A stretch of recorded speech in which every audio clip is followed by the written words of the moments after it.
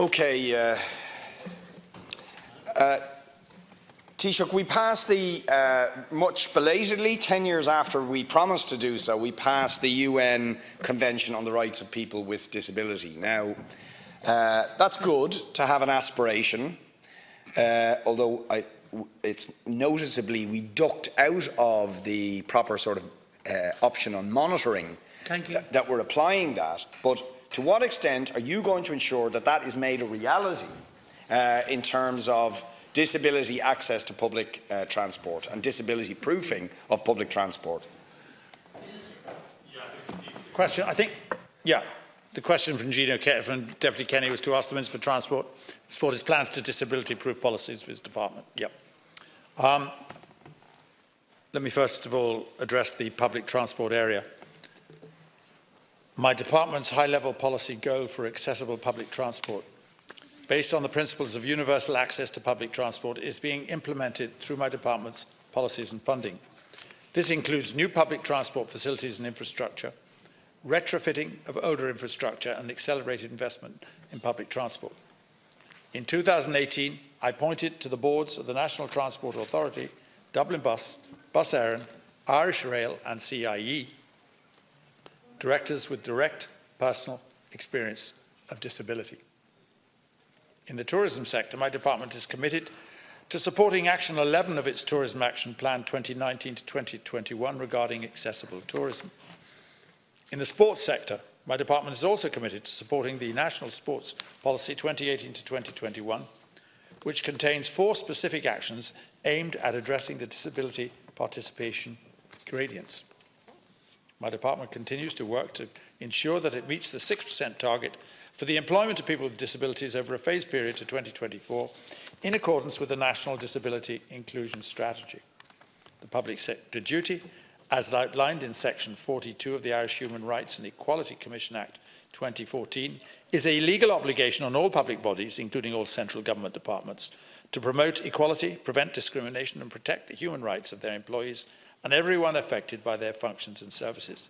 To meet its public sector duty, my department is preparing to shortly carry out an assessment to identify human rights and equality issues, including disability issues, which are relevant to its function. The assessment will cover my department's functions as a policymaker, employer and service provider. The assessment will also identify my department's policies and practices that are in place or those it will plan to put in place to address these issues. Now, Deputy Barrett, and 1 minute. Okay, very simple, Minister.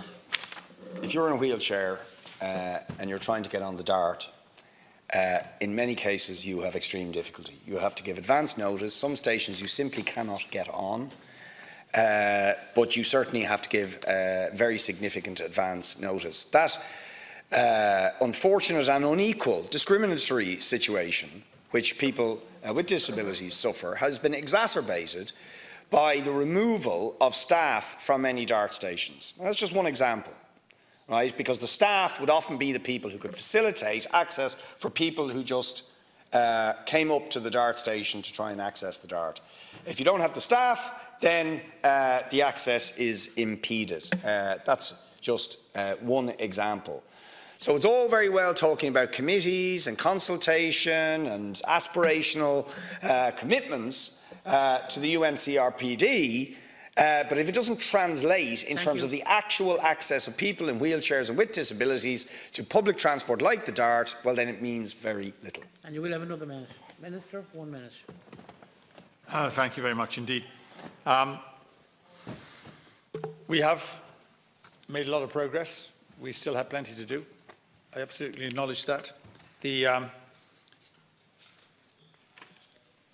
This applies not just in the areas to which you've referred. It refers to other areas. We're looking at, since 2010, all new taxi or hackney licenses require wheelchair accessible vehicles. In 2018, the appointment by me to the boards of the NTA, Dublin Bus, of people with direct experience of disability is, I think, a major move in the right direction. I hope the Deputy will acknowledge that we now have on every public transport board, we've got directors who are conscious at every meeting, who are disability proofing, hopefully, what's happening in these particular companies. Thank you. Which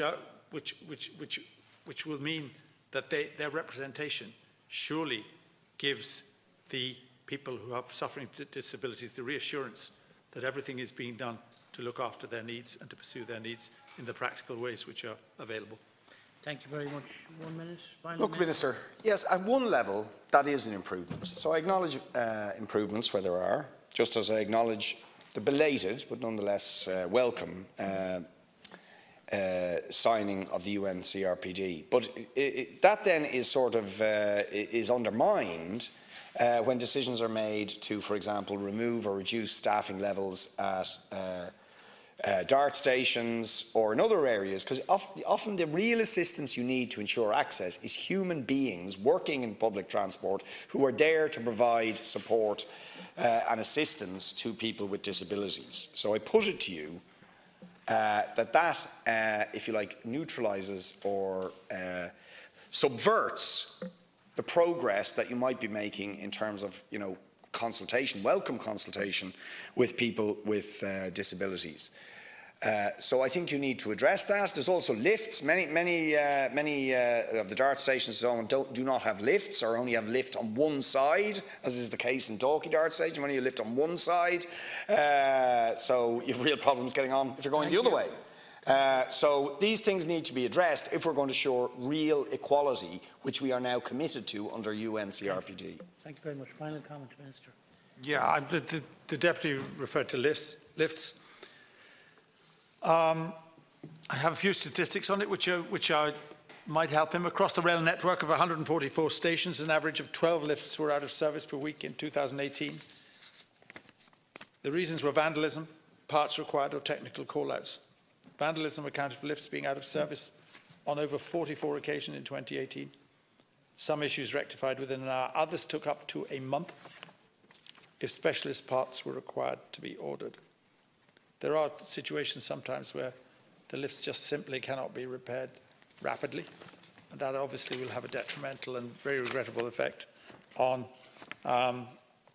people with disabilities, because it will make it that much harder for them to access public transport.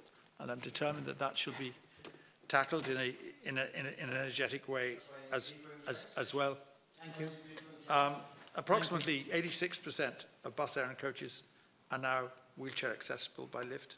And this will increase as the coach fleet is replaced. Thank you very much. Thank you, Minister. Thank you, Deputy.